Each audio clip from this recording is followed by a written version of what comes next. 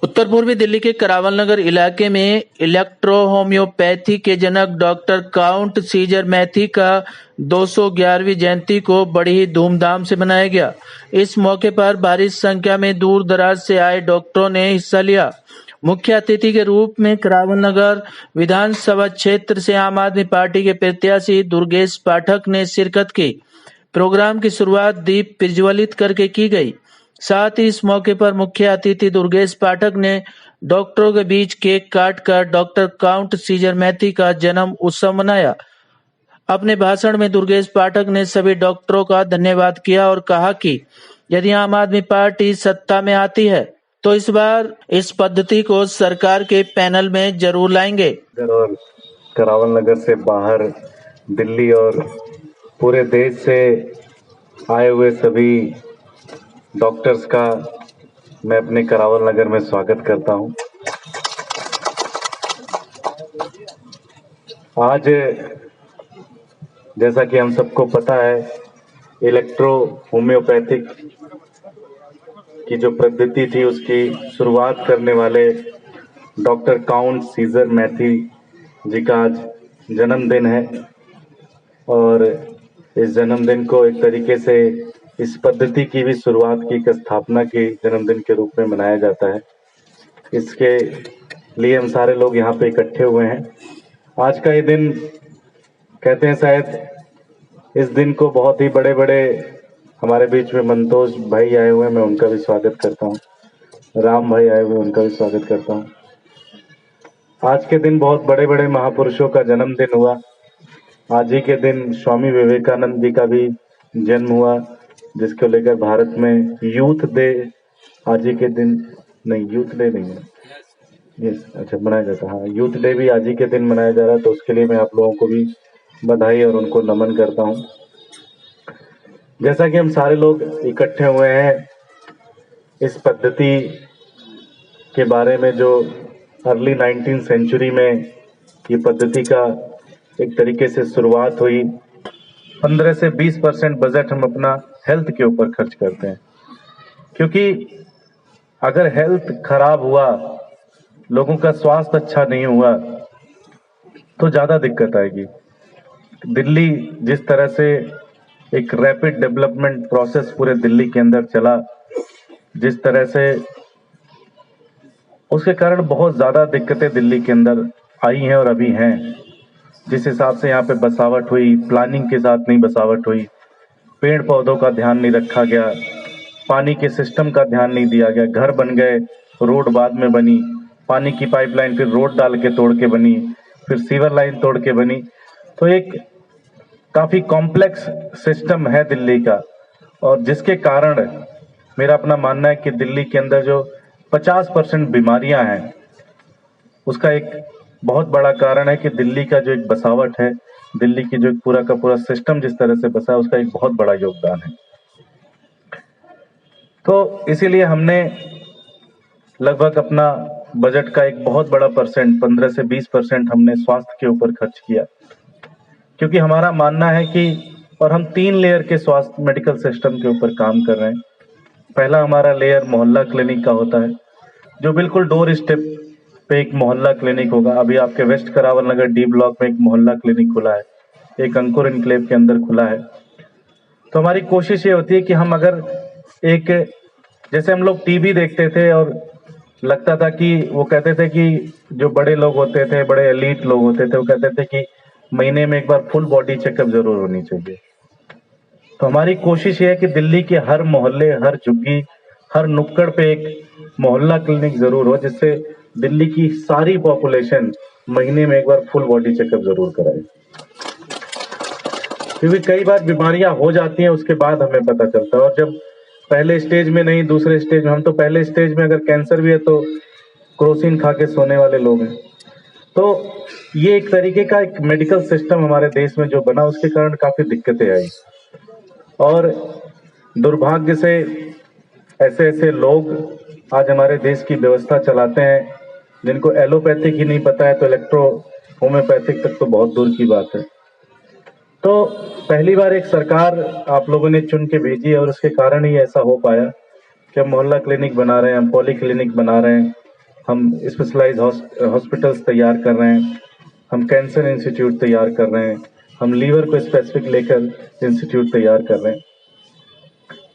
तो मैं और इस पूरे प्रोसेस में आप लोगों का जो योगदान है दिल्ली को स्वस्थ रखने का, ये भी कोई अधूरा काम नहीं है। आप लोग भी बहुत मेहनत कर रहे हैं और मैं इस जज्बे को सलाम करता हूं, क्योंकि इतना आसान काम नहीं है, खासकर जब सरकार की तरफ से अनऑथराइज है, सरकार की तरफ से कोई सिस्टम का सपोर्ट नहीं मिल पा रहा है, उसके बाद भी आप लोग अपनी पद्धति के ऊपर विश्वास है और साथ ही साथ आप सरकार लोगों की सेवा कर रहे हैं।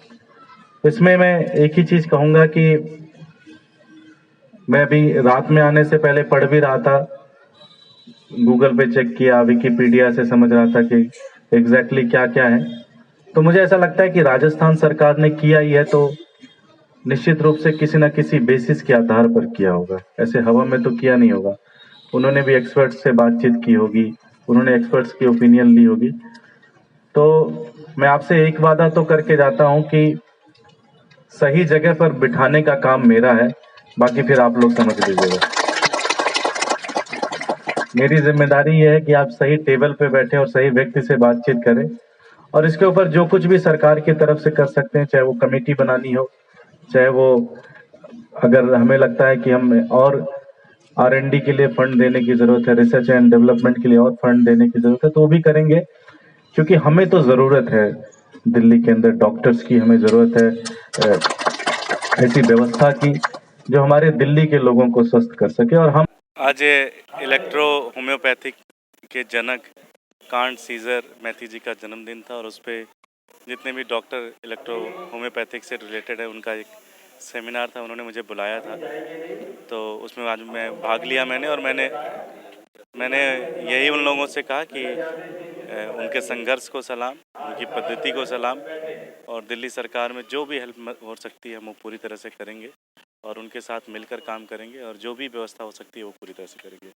कि हर स्टेट में ये जन्मदिन मनाया जा रहा है, उसी कड़ी में छोटा सा हमने भी प्रयास किया है जन्मदिन मनाने का, और हर साल हम डेवलप कर रहे हैं थोड़ा थोड़ा अपने साथियों के साथ में।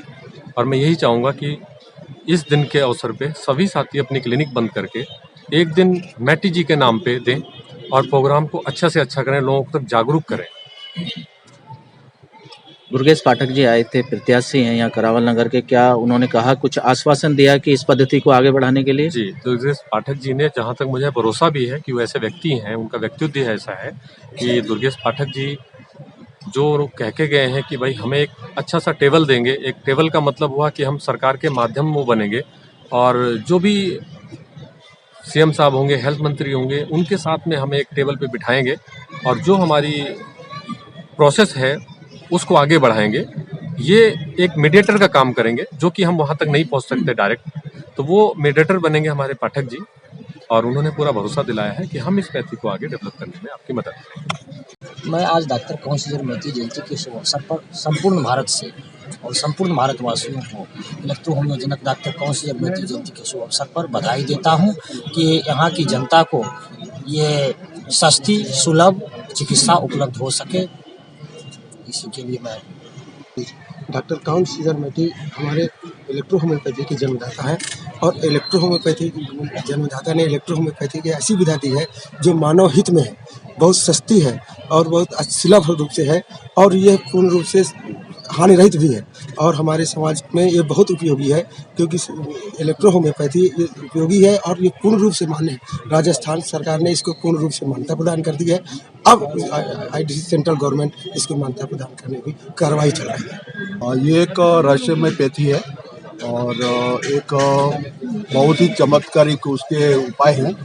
जहाँ तक शिक्षा के माध्यम से, इस प्लेटफॉर्म के माध्यम से हम आम ये जो नॉर्मल पद्धति से चलने वाली चिकित्सा पद्धति है, जो बहुत ही अकल्पनीय उसके रिजल्ट है, तो वो हम चाहते हैं कि इस प्लेटफॉर्म के द्वारा हम आम जनता तक और जो और पैथी से चिकित्सा कर रहे हैं उन तमाम वर्गों तक हम पहुँचे और हमारी ये जो दुर्लभ चिकित्सा पद्धति है उसके बारे में हम सबको जानकारी दें। वाकई में बहुत ही अच्छा प्रयासरत कर रहे हैं हमारे doctor Kapil Thakur sir, MP से पधारे हुए श्री दिनेश जी, सतत लगातार वर्षों से ये प्रयत्नशील है।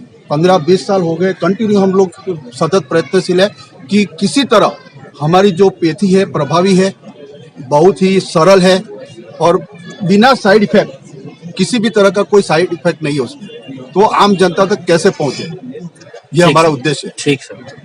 इलेक्ट्रोहोम्योपैथी के बारे में यही कहना चाहेंगे कि एक सस्ती और सरल चिकित्सा पद्धति है। इसमें साइड इफेक्ट्स के चांसेस जो है सो बहुत कम है और ईमानदारी पूर्वक अगर हमारे चिकित्सक इलेक्ट्रोहोम्योपैथी से चिकित्सा करें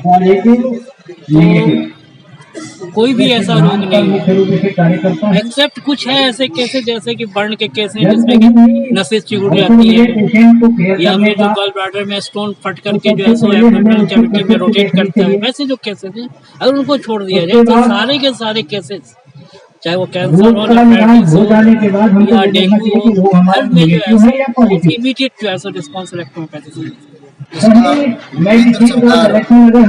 जो आईडीसी कमेटी बनाई है, उस कमेटी में 7 क्राइटेरिया जिसमें से 5 क्राइटेरिया अभी तक संतुष्ट कर दिया गया है और 2 पॉइंट की अभी पिछले महीने जो भी पॉइंट पूछे गए थे वो भी सबमिट करा दिया है। अब केंद्र सरकार ये अंतिम जो बैठक है वो करने जा रही है जिसमें कि इस चिकित्सा पद्धति को मान्यता देने के लिए एक अभूतपूर्व निर्णय केंद्र सरकार द्वारा आने वाला है। हमने उसमें अपने भारतवर्ष के 29 राज्यों में से एक राज्य राजस्थान सरकार ने जिस प्रकार से चिकित्सा पद्धति को मान्य किया है वो सारे 7 सूत्र लगाए हैं और अपने संस्थागत डाटा भी दिया गया है कि पूरे हिंदुस्तान में कितने इंस्टीट्यूट अभी तक चल रहे हैं।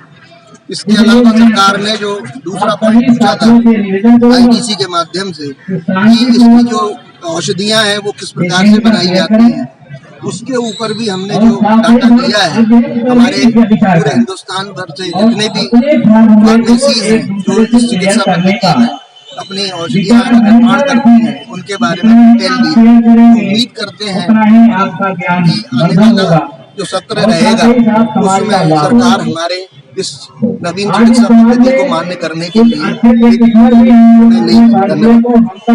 आपको बताते चले कि इलेक्ट्रोहोम्योपैथी को राजस्थान सरकार ने मान्यता दे दी है। यदि दिल्ली में भी इस पद्धति को मान्यता मिल जाती है तो डॉक्टर बड़ी से बड़ी बीमारियों का इलाज इस पद्धति द्वारा कर सकेंगे। वहीं दूर दराज से आए डॉक्टरों ने इस पद्धति के बारे में अन्य डॉक्टरों को विस्तार पूर्वक बताया और बारीकी से डॉक्टरों को समझाया कि यह पद्धति कितनी महत्वपूर्ण है। सीडी न्यूज दिल्ली संवाददाता रविंदर कुमार की रिपोर्ट। वैद्य बाबूराम वर्मा, 15 सालों का इलाज का भरोसा। हमारे यहाँ आयुर्वेदिक औषधियों के द्वारा सभी बीमारियों का सुविधाजनक इलाज किया जाता है, जैसे खांसी, सांस, दमा, बुखार, टाइफाइड, मलेरिया, पीलिया, बवासीर, शुगर, हेपेटाइटिस, खूनी बवासीर, पिरमे, श्वसन लघु शंका आदि का इलाज आयुर्वेदिक पद्धति द्वारा किया जाता है। इसके अलावा सभी बीमारियों की जांच भी तसल्ली बख्श की जाती है, जैसे अल्ट्रासाउंड, एक्सरे, ईसीजी, रक्त, मलमूत्र, वीर्य की जांच इत्यादि। हमारे यहाँ दिल्ली सरकार द्वारा टीकाकरण, टीबी का इलाज व जांच मुफ्त की जाती है। हमारा पता है वैद्य बाबूराम वर्मा, चैरिटेबल सोसाइटी, 329 गली number 9, Mandoli extension, near Nand Nagri bus depot के सामने, दिल्ली 93। आप हमारे नंबरों पर भी संपर्क कर सकते हैं। हमारे फ़ोन नंबर हैं 9213329205, 92 9910418312 9910418312। आप हमारे चैनल पर भी दिए गए नंबरों पर भी संपर्क कर सकते हैं। हमारा फ़ोन नंबर है 8506973234।